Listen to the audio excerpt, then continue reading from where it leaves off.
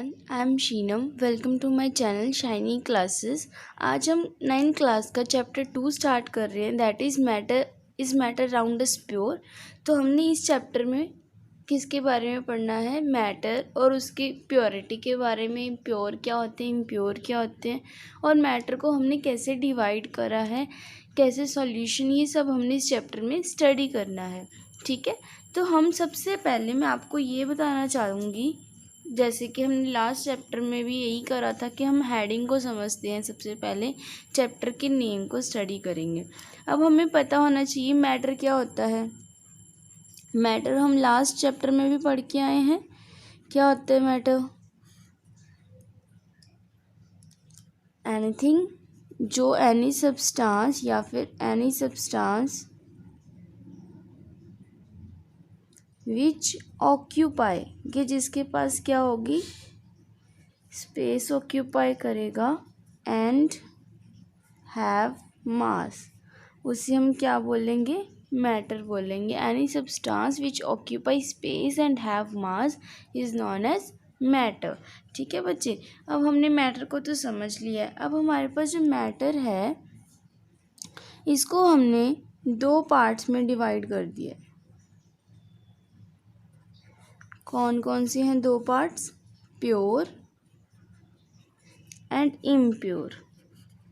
एक तो होते हैं प्योर सब्सटेंसेस, एक होते हैं इम्प्योर सब्सटेंसेस। ठीक है, आगे जो प्योर एंड इम्प्योर है इनको फर्दर डिवाइड किया गया है।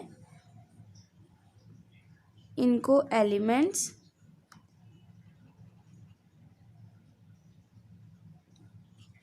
और इनको कंपाउंड्स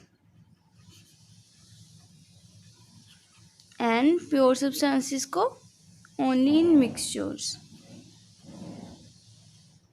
ठीक है बच्चे, हमने प्योर सब्सटेंसेस को कैसे डिवाइड कर दिया है? एलिमेंट्स और कंपाउंड्स में, और इम्प्योर सब्सटेंसेस को किस में डिवाइड किया है? मिक्सचर्स में। आगे जो हमारे पास एलिमेंट्स हैं वो फर्दर डिवाइडेड हैं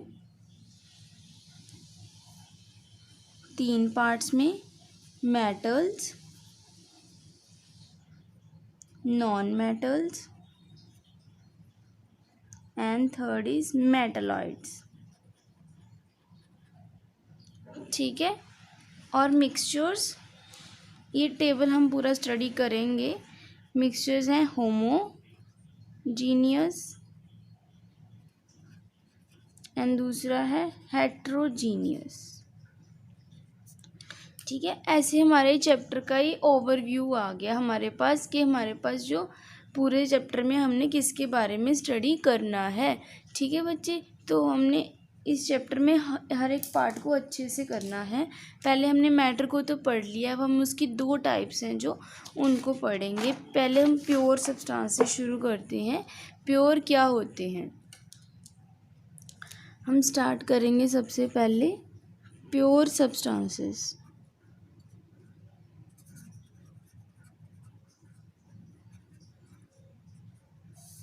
प्योर सब्सटेंस क्या होते हैं? प्योर सब्सटेंस वो सब्सटेंसेस होते हैं जिसमें सिर्फ एक ही टाइप का कंपोनेंट प्रेजेंट है। जैसे कि अगर हम सोच लें कि कोई भी चीज़ है वो आयरन की है, तो वो आयरन ही हो, उसमें कुछ और प्रेजेंट ना हो, उसे हम क्या बोलते हैं? Pure substance. ठीक है, फॉर एग्जांपल जैसे हम बोलते हैं ना 24 कैरेट गोल्ड, वो क्या होता है कि वो मतलब उस कैटेगरी का जो 24 होता है वो उसमें कोई भी मिक्सचर और ऐड, कोई भी और एलिमेंट ऐड, कोई भी सब्सटेंस और ऐड नहीं होता। ठीक है, एलिमेंट बोल सकते हो, सब्सटेंस कुछ भी। तो हम प्योर सब्सटेंस किसे बोलते हैं? जो सिर्फ एक ही चीज़ से बना हो, only one type of components. ठीक है, तो हम इसकी डेफिनेशन लिखेंगे। Substances which are made up of one type of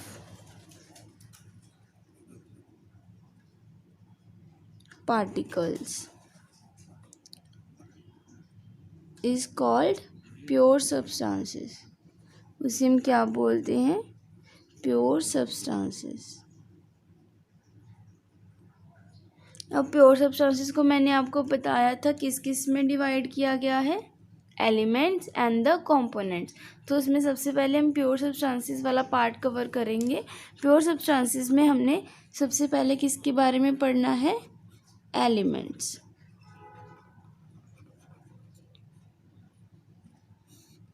बच्चे एलिमेंट्स क्या होते हैं, जब ये प्योर सब्सटेंस का ही पार्ट है तो इसमें भी एक टाइप के ही पार्टिकल्स प्रेजेंट होंगे, बट जो पार्टिकल्स होंगे उनको हम फर्दर डिवाइड नहीं कर सकते, उन्हें हम क्या बोलते हैं, एलिमेंट्स बोलते हैं।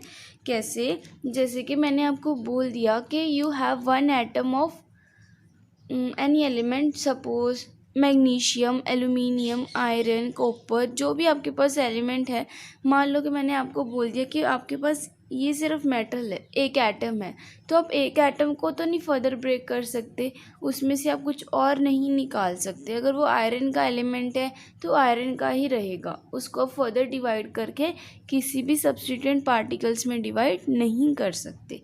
उसे हम क्या बोलते हैं, एलिमेंट्स बोलते हैं। ठीक है, मैं इसकी डेफिनेशन लिख देती हूँ। It is a pure substance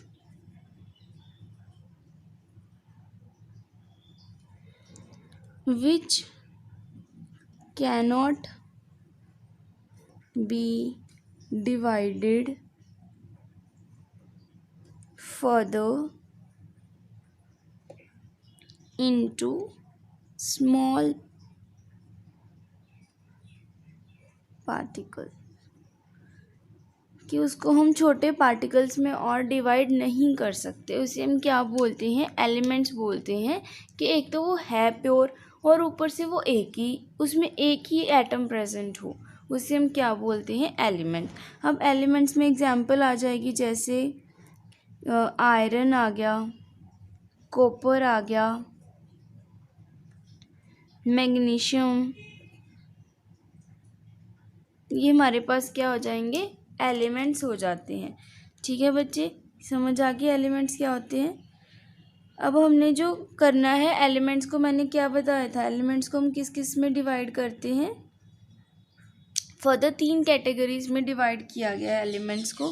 कौन कौन से हैं, पहले मेटल्स में, तो एलिमेंट्स को हमने किस किस में डिवाइड किया है, पहला है मेटल्स,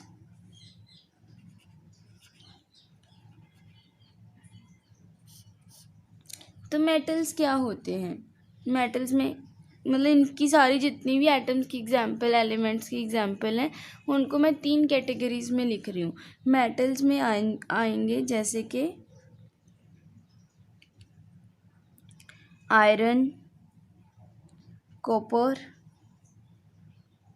गोल्ड, सिल्वर एक्सेट्रा, ये हमारे पास किस में आएंगे, मेटल्स में आएंगे।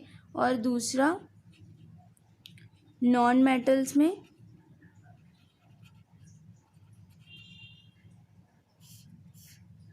नॉन मेटल्स में कौन कौन से आएंगे, कार्बन गैसेस आ जाएंगे इसमें, ऑक्सीजन,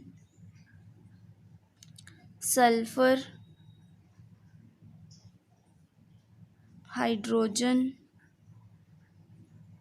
ये सारी किस में आएंगी, नॉन मेटल्स में काउंट होती है। अब जो है थर्ड किस में है, मेटलॉइड्स। बच्चे मेटलॉइड्स क्या होते हैं, मेटलॉइड्स वो होते हैं जिसमें मेटल्स और नॉन मेटल के जो ना तो वो मेटल्स हों ना वो नॉन मेटल्स हो, दोनों की प्रॉपर्टीज़ हो जिसमें, उसे हम मेटलॉइड्स बोलते हैं। मेटलॉइड्स में जैसे आ जाता है बोरॉन, सिलिकॉन, जर्मेनियम एक्सेट्रा, ये सारे किस में आएंगे, मेटलॉइड्स में आते हैं। ठीक है बच्चे, समझ आ गया यहाँ तक। अब हमने जो ये मैंने 3 कैटेगरीज आपको बताई हैं, metals, non metals and metalloids, अब हमने इनकी 1 बाय 1 क्या करनी है, प्रॉपर्टीज स्टडी करनी है कि इनमें मेटल्स क्या होते हैं, उनकी क्या प्रॉपर्टीज़ हैं, ये सब हमने पढ़ना है। अब हमने सबसे पहले जो स्टार्ट करनी है वो करेंगे हम प्रॉपर्टीज ऑफ मेटल्स। मेटल्स की क्या प्रॉपर्टीज होती हैं बच्चे? मेटल आप दिमाग में बिठा लो, या तो गोल्ड या फिर आयरन, उसके भी हाफ पे हमने सारी प्रॉपर्टीज सीख लेनी है इसकी। ठीक है, तो हमने जो मेटल की प्रॉपर्टीज़ हैं, सबसे पहले क्या होता है, जो मेटल्स होते हैं दे आर इजी प्रॉपर्टी करेंगे। लस्ट्रस, लस्ट्रस मतलब कि उनमें शाइन होती है, they are shining in nature. जैसे कि गोल्ड हो गया, सिल्वर हो गया, वो क्या करते हैं, शाइन करते हैं। ठीक है बच्चे, और हमारे पास दूसरी है, they are good conductor of heat and electricity. ठीक है, कि वो क्या होते हैं, मेटल्स हैं, वो गुड कंडक्टर हैं हीट और इलेक्ट्रिसिटी में। जैसे आपने देखा होगा, जो हमारे बर्तन हैं वो सारे किसके बने होते हैं, एल्यूमिनियम के। वो एल्यूमिनियम क्या है, हमारे पास गुड कंडक्टर है, तभी वो बना होता है, हीट से वो कंडक्ट हो पाता है, तभी हमारा फूड कुक हो पाता है। तो वो क्या है, मेटल है। ठीक है, और तीसरी प्रॉपर्टी है दे आर स्नोरस। स्नोरस मतलब, स्नोरस होता है बच्चे जो साउंड प्रोड्यूस करता है। जैसे कि आपने बेल्स देखी होंगी, सारी आयरन की बेल्स होती हैं या उसकी ब्रास की बेल्स होती हैं, तो वो किससे बनी होती हैं, मेटल से बनी होती हैं। जब मेटल को मेटल से टकराते हैं तो क्या आता है, हमारे पास स्नोरस साउंड आती है, मतलब साउंड आती है। तो हम क्या प्रॉपर्टी बन जाती है कि they are sonorous in nature, उनकी साउंड होती है। ठीक है, उसके बाद फोर्थ प्रॉपर्टी है all metals are hard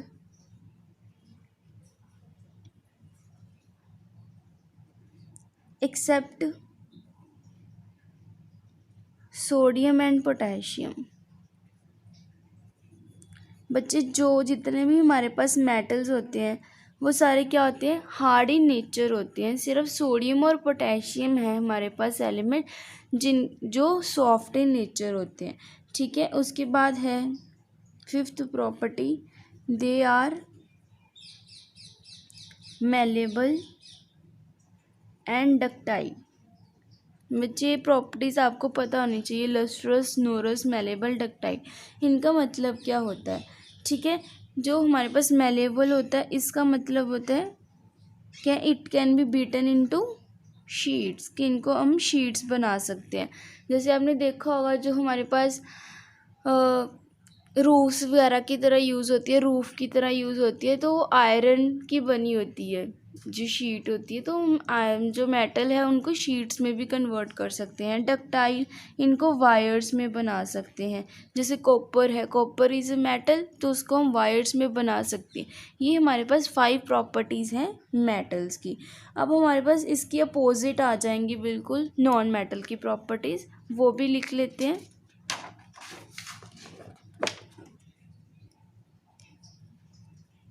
second, properties of non metals.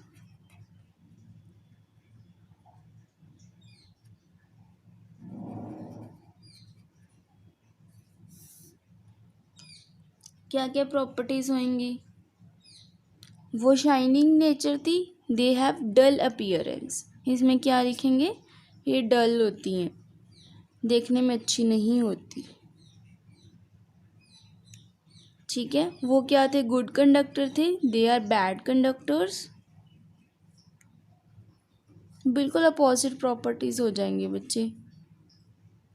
ठीक है, थर्ड थी, वो क्या होते हैं, hard in nature, they are soft in nature.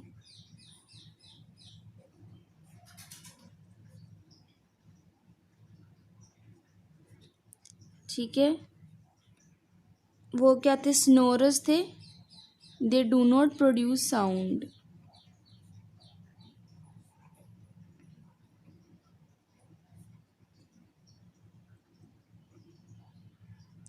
ठीक है, फिफ्थ क्या थी उनकी प्रॉपर्टी कि वो मेलेबल होते हैं और डक्टाइल होते हैं। They are neither malleable nor ductile, ना तो वो मेलेबल होते हैं ना ही वो डक्टाइल इन नेचर होते हैं। ठीक है बच्चे, समझ आ गया। अब हमारे पास जो मेटल्स एंड नॉन मेटल्स हैं इनकी प्रॉपर्टीज़ बिल्कुल अपोजिट है। अब हमारे पास जो थर्ड बचा, क्या बचा, metalloids.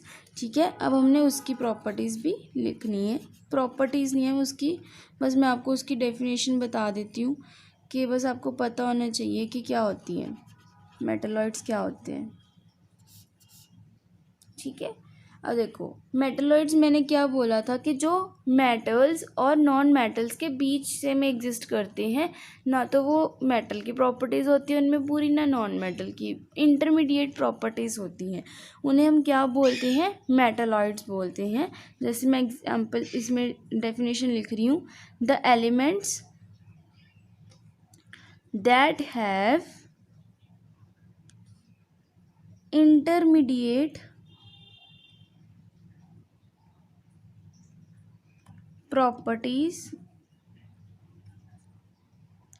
of metals and non-metals is called metalloids। उन्हें हम क्या बोलते हैं, मेटलॉइड्स बोलते हैं। ठीक है बच्चे, अब हमने यहाँ तक जो है प्योर सब्सटेंस वाला टॉपिक कंप्लीट कर लिया है। क्या कुछ करा हमने आज कि जो मैटर है उसको हमने दो सब्सटेंसेस में डिवाइड कर दिया है। एक तो होते हैं प्योर, एक होते हैं इम्प्योर। ठीक है, जैसे आपने घर पे भी देखा होगा, बोलते हैं कि दूध आज प्योर नहीं आया, थोड़ी सी मिलावट लग रही है, ऐसे कि उसमें हम कुछ और ऐड कर देते तो उसकी प्योरिटी ख़त्म हो जाती है। तो प्योर सब्सटेंसेस क्या होते हैं, जो एक ही एलिमेंट से बने होते हैं, एक ही टाइप के पार्टिकल से बने होते हैं। अब जो प्योर है हमने उनको मैटर है प्योर है, उनको हमने दो पार्ट्स में किया था डिवाइड। कौन कौन से, elements and the components, compounds. अब हमने आज जो है एलिमेंट्स वाला साइड पूरी कंप्लीट कर ली है। एलिमेंट्स को हमने फर्दर डिवाइड किया था metals, non metals and metalloids में, वो आज मैंने आपको पूरा समझा दिया है। अगर आपको कोई भी डाउट है आप कमेंट सेक्शन में मुझे पूछ सकते हो। अगर आपको वीडियो पसंद आई है then please like, share and subscribe my channel. Thank you so much.